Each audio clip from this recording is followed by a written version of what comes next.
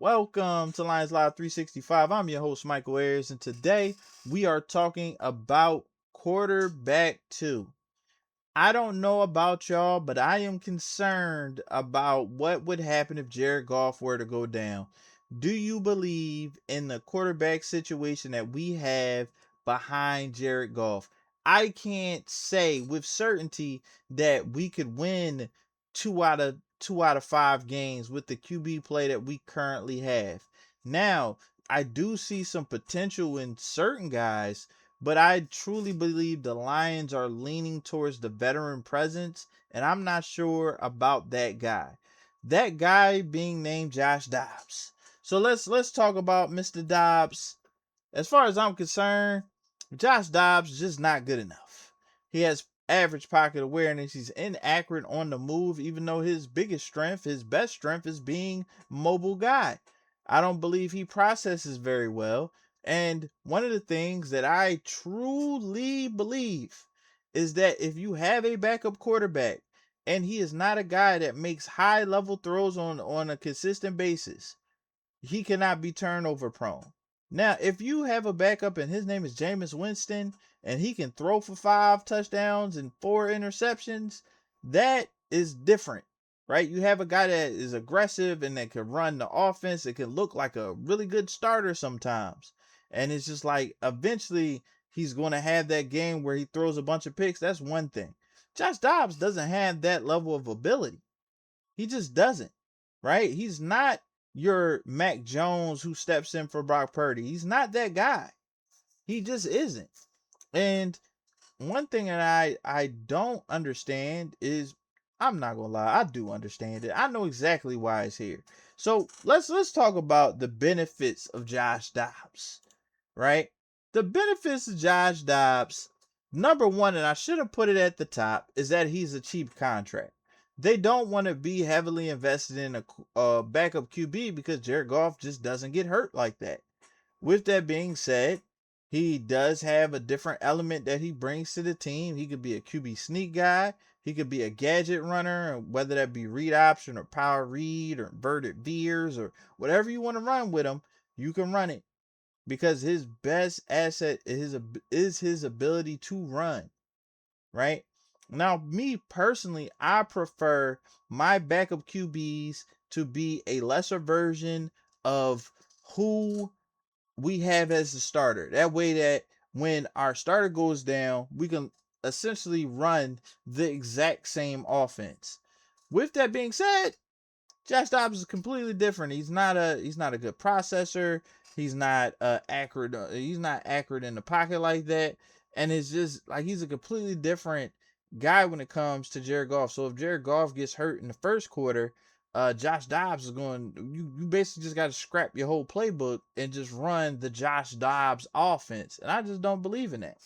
With that being said, let's break down the film. I just want to show you what I see when I look at Josh Dobbs. All right, now welcome to my film room. We're going to talk about why I don't really believe in Josh Dobbs. This particular play isn't necessarily all his fault. One of the things that I don't like is when a negative play gets the absolute worst outcome because you're trying to do too much. So let's get right into it. This is very early in the game. I know it says 2nd and 6th. Do not put this in the comment section. I know. I just didn't feel like fixing it. With that being said, let's get right into it. Josh Dobbs goes out there, hikes the ball, right? He's going to hike. All right, let's look at who all coming, right? We got a corner blitz. 1, 2, 3, 4, 5. All these people are coming. But look, initially we got quality blocking. Initially, right? Initially, at this point in time, Joshua Dobbs hasn't given off his hard play fake. There is no he doesn't know what's going on behind him, right? So you hike the ball. Oh, but look at this. Look at Larry Barr. Yeah, man, he's abysmal. Right? And I don't know why people believe in this young man. For the people that do, I'm a Brad guy, but I don't believe in this man. What he's putting on tape in preseason is just not good enough. But let's not compare him to a starting tackle. Let's compare him to Giovanni Manu. At that point, he's kind of regular. With that being said, Josh Dobbs is in a tough position, right? Because this man loses so fast. He loses instantly. This man has literally turned around for a millisecond to find out who's open, and he's already going to get interior pressure, right? Now, he believes that he's going to be able to get away from the interior pressure and leak out this way. He's like, hey, he loses this way, I'm going to go ahead and slide that way. But unfortunately, he is in for a terrible surprise, right? So you drop back to pass, just all types of losing over here. Could have been called for a holding with that. He thinks he's going to get away from this particular tackle instead of getting the ball away, which would have been the best outcome in this play with Larry Borom being abysmal, is to basically just dirt the ball next to the running back. But we're not going to do that. We think we are Josh Allen, Patrick Mahomes style players, and we could just make things happen. And we got a surprise coming, right? Just like, it's really crazy. If this was wrestling, this man would have a chair right now to smack him upside the head. With that being said, boom, right? Ball flew like 5 yards when he got hit. And then the cameraman couldn't even figure out where the ball was. The ball flew so darn far. But one thing I will say is, if this happens earlier in the game, maybe this may have affected his ability to play later, because he did not play well even moving forward, right? With that being said, let's talk about the next play that I find even worse, because it's 100% his fault, right? The first play is like, I don't know, it was, unfortunate, right? But I think in my mind is that he is trying to win the job, right? He just doesn't want the job to be given to him. He understands how big this game is for him and his family. He's trying to make the team. You already have a turnover in the preseason game. You know that's not supposed to happen. So you're sitting there thinking, oh, let's force it. Let's force it, right?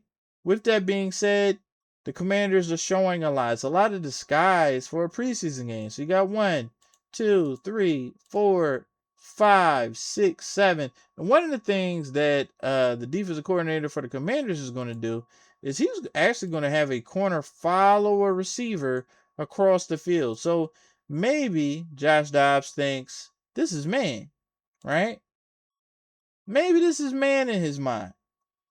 They follow his man, right? And then he hikes the ball and he realizes people just drop into spots. Oh, this is zone. So maybe he doesn't understand that he's going to have to be looking for windows where his receivers can get the ball.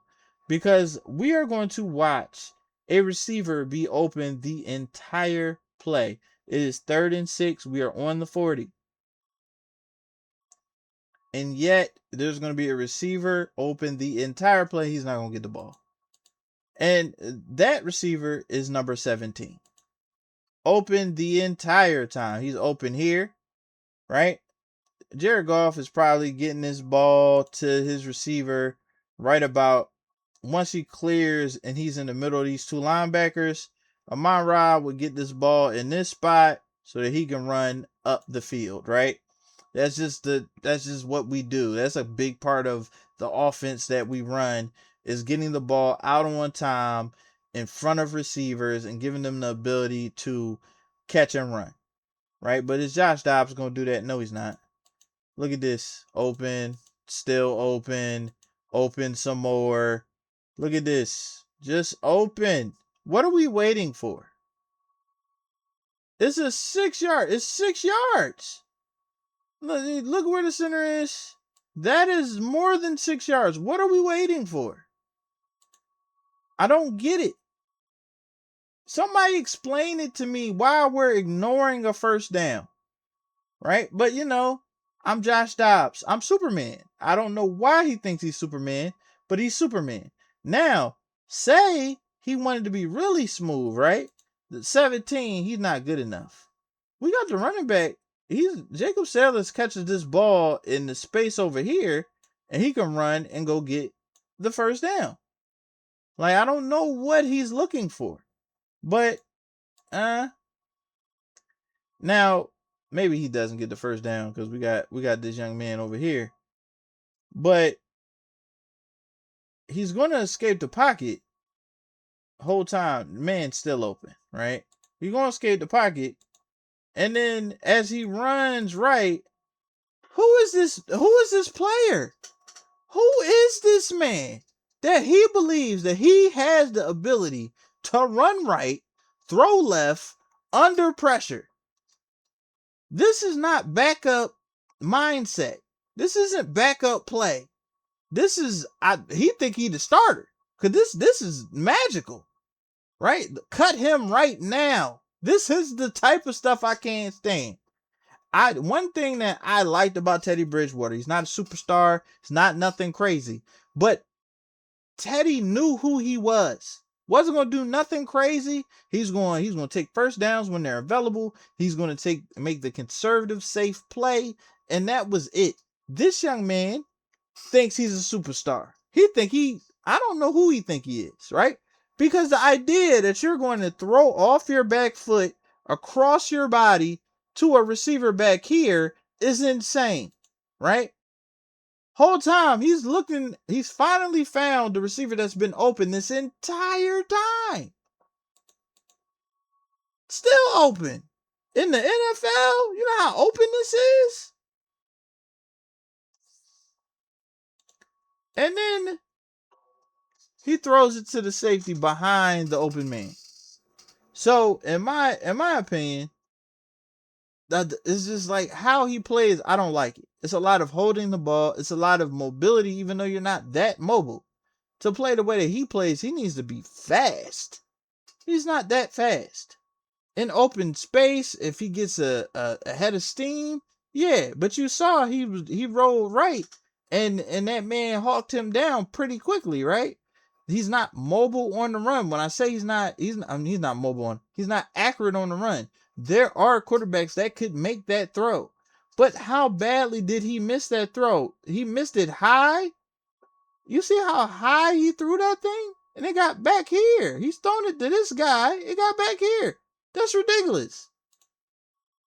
But it's one of those situations where you think you're a certain level of player, you're not. And I don't like when a player doesn't know who he is. That's just a big pet peeve of mine. So that's why, personally, I'm out on Josh Dobbs. Now, we do have other options. And if you think I'm being really hard on Josh Dobbs, let's look at his stats. And let's look at his stats. Let's break them down. He was 7 for 12 for 127 yards. About 60 of those yards were rushing yards. I just wanted to give him his credit. He had one rushing touchdown. Our quarterback is basically a running back who throws sometimes. That's not the guy that should be backing up Jared Goff. There shouldn't be a reason why we had to completely change our offense to kind of fit a backup. Don't like that at all.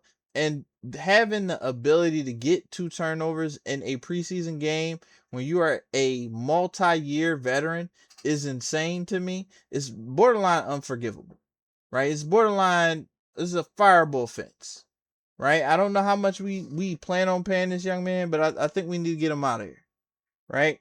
Now, moving forward, there is somebody else that we got to talk about.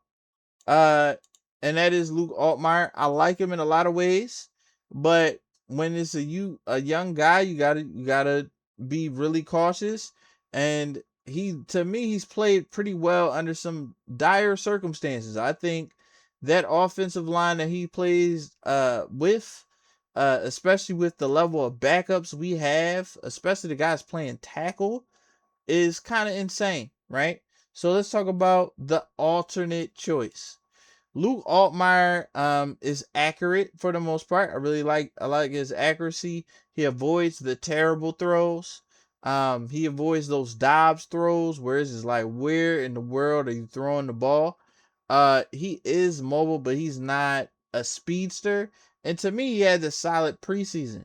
But let's be real. If Jared Goff goes down and we start having high pressure playoff style games during the regular season where it's like, hey, we need this game or that game, do you trust Luke Altmyer to go out there and win it for you? I don't know, right? Solid preseason really doesn't mean anything. The training camp, I would have loved to actually see or hear exactly how Luke has been doing in training camp.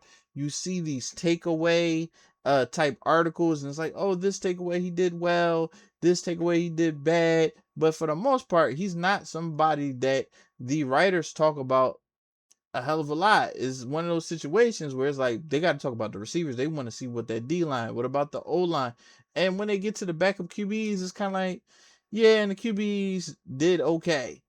So we don't know how he's faring versus that defense that's been kind of kicking all the starting offenses behind in the preseason. So let's actually look at Luke, right? Let's look at Luke. And I gotta be very real because I do like him some. I like when my quarterback is like a lesser version of my starter. I've said that before. But there are some negatives that come with Luke, right? It's not all positive. He is a rookie, right? You do not know how a rookie will react in certain situations because they've never been there before, right? He might get into the regular season and turn into a turnover machine. He might get into a regular season and get stage fright and just kind of mess up everything, right? I don't know about his deep passing ability because I haven't seen him throw a lot of deep balls. He does hold on to the ball some. It's not as bad as Josh Dobbs, but he definitely holds on, and he did take a lot of sacks. And I don't know whether to credit the sacks to the quarterback or one of the worst backup offensive lines I've seen in a while, right? I want to cut some people immediately. It's some people that could have got, but we don't need to wait for the cuts. We can cut them now. But I guess they just want some guys to soak up some punishment in that third game for the guys that aren't going to play. And they want to get extra looks at some dudes, give people a last chance. But there are some people that definitely need to be cut after that particular game. Let's go to the film. I'm gonna tell you why I like Luke. I'm also gonna show a bad player too. Just for fairness. Let's get into it. All right, we're looking at some Luke film. I liked a couple plays that he made during this game. This is going to be some pretty good film for Jackson Meeks as well. He's in a couple of these. I believe Jackson Meeks should definitely make this team. When building my 53, it is very difficult because we do need some depth at certain positions, even though certain positions aren't necessarily that strong. While we also have some positions we're pretty strong in, and you're sitting there thinking like, man, we're really gonna have to cut a quality player. But let's get right into it, right? So I'm gonna go out here from the sideline view, right? Everybody in spots. The man, they like mugging up the line, right? So once again, a bunch of dudes on the line of scrimmage. You don't know who's coming. You gotta identify. So there's 1, 2, 3, 4, 5 people. This man looks like he could be screaming. You never know. He might be bluffing just so this guy can come, but we will find out. With that being said, it's 3rd and 9. Luke is in the backfield and it's empty, right? You get a motion in.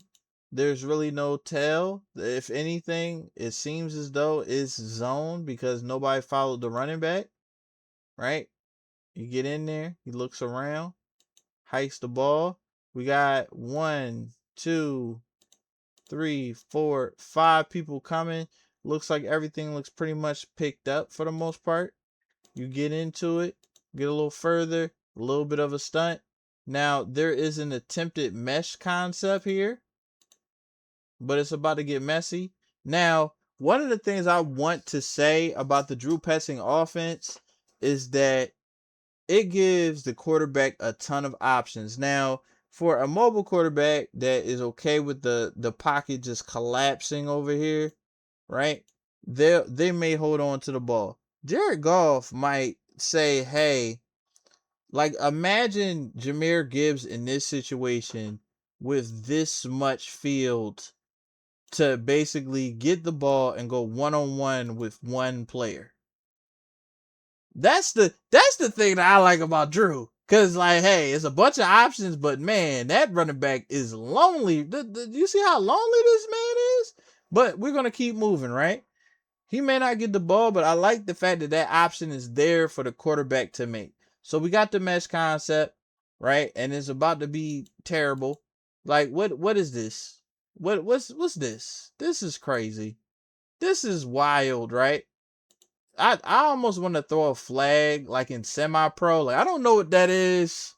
I don't know what that is, but it's a foul, right? So we get that is ugly, right? We basically have a huddle in the middle of the field, right? They over here kumbaya. They finally break free. Now we have Luke. He escapes the pocket. It was kind of clean, but it was kind of collapsing. You never know, especially with this offensive line, who's gonna break out of that circle. So he escapes this way. Whole time Jacob Sellers is like, man, throw me the ball, right? I can make one guy miss. It's 3rd and 9, but he is smooth about it. He rolls out, and Jackson Meeks finds a gap, gets ready to receive the ball. 3rd and 9 is converted. Quality throw. 3rd and 9, you get 18. Now that's quality. I like that. But let's move on to the next play, right? So we got 2nd and 7. 2nd and 7. Luke is past the 50, right? You're past the 50. You're looking. It looks regular. They've been mugging the gaps on almost all of these plays, right? But now you just got 4 down linemen. You got the 3 linebackers looking at you. You're thinking you're getting something regular. No pressure is coming. You hike the ball. No pressure is coming. Once again, I want to keep highlighting this because I just do not believe that a defense is going to allow no one to be marking Jahmyr Gibbs coming out of the backfield. I don't believe it. Right? So, 55 or this particular defender would have to be worried about whether Jahmyr Gibbs is going to come out of his backfield. And what'll happen is maybe one of these windows would be wide open, right? But let's continue to play. Once again, I don't want to overstate this. If they give Jahmyr Gibbs this much space with the down the sideline, he's going 50, right? He's making, it might not be 50, but it's definitely a first down. Is by the time you actually get your weight moving forward, he's already hit 3rd gear going down the field, right? But 2nd and 7, he doesn't take the cheap yards right here. He goes for this route, which was a solid route, right? We can go back a little bit, right? We can go back. Hike. Now, he cuts outside, breaks back inside. This is a route that I would love St. Brown to run, right? So hits him there, gears down. He's cooked. No way he's gonna recover. Quarterback. This is one of the times that this is the Luke Altmyer that they want all the time. The guy that's on time, that drops back the pass in a clean pocket and just fires, knowing exactly where he wants to go with the ball. A good catch, first down. Now, this particular play is one of the many sacks that Luke Altmyer took. And I don't think I can essentially say that it's his fault. But I can say that these backup tackles, dear Lord, please, I need these tackles to actually, I need our starting tackles to stay healthy. Because watch as this young man just gets absolutely destroyed. right? He hiked the ball. I mean, he got the motion, hike. Now he blocks this man for like a millisecond. It looks like he's gonna be blocked, right? It's like, oh, block, play action. And when you're doing these hard play fakes, man, like you're trusting your offensive line to handle business. You're trusting your offense because you can't see anybody. You can't see nothing back here, right? You're doing your play fake. You come up, and by the time you're done the play fake, this man is beat, and it's just like I don't know what to say, right? He's beat, and it like he feels. I feel like he feels him way too late. He wanted to throw the ball away, and it looks like Tesla could have been open if he gets to break inside. There's a bunch like I feel like the receivers didn't get a chance to truly showcase what they were able to do because backup offensive line was in the game. We didn't put our starting offensive line for the most part in the game. It because it's frustrating to watch because it's like, man, if I'm a receiver that's out there trying to make the team, this ain't it. Because what is he supposed to do with this? Is height automatic just insta loss? Look at him. Look at this. That's ridiculous. Not like he held the ball. And it's like insta sack. Like this is crazy. It's like a nano blitz in Madden. Like you gotta do better than this. Now, this is one of the better plays that I really enjoy watching the Luke in this particular game. It comes out and like he may not be QB2, but I do like him as a developmental player. To me, he's shown more than Hendon Hooker did his entire time here. So, and I know that's not saying a lot, but I kind of like him, right? So he comes in, looks around, looks smart, does the motion. Everybody, we got 4 coming. We only got 4. 1, 2, 3, 4. Now it sometimes Drew puts I don't know how well Jared Goff is doing with just all the routes just being on top of each other. Or maybe it's just not certain depth, but it's just a ton of guys in a small area. Jared Goff is usually pretty good at anticipating windows and giving them as many options as possible is a good thing. But you might get Jared Goff to throw a pick six if it's this much clutter, right? But you drop back the pass, you're looking, you roll out, and you basically make this defender make a choice. Are you gonna watch me? Oh man. You basically make this defender here make a choice. You're either gonna watch me run with a blocker to get this first down right here, or you're gonna make me, or you're gonna basically try to meet me, and you're gonna leave that receiver wide open. This is a lose-lose situation, and I love the fact that he took advantage of that. He breaks outside, the linebacker chooses to get him and hope for a bad pass. Once again, I believe that's Meeks. A catch. First down late in the game. This is one of the things that allowed us to score near the end of the game. And those are some of my favorite plays. I like Luke in the short and intermediate game. I don't know what he can be as a deep ball passer because we're not blocking well enough to even test that out. Can't even test that out because we're not blocking well enough for that. And let's take it back. Do final review. You can tell from the film I'm not the biggest fan of Josh Dobbs, and I'm leaning towards Luke Altmyer. Is that the case for the coaching staff and the GM? I do not know. Let me know in the comment section who you would pick out of the 2 quarterbacks. One thing I will say, though, is that both of these quarterbacks should not make the team. There are way too many players that are on the roster bubble that are quality players that will help our defense give us depth at wide receiver or tight end or running back. And I just am not a fan of Altmyer and Josh Dobbs making it.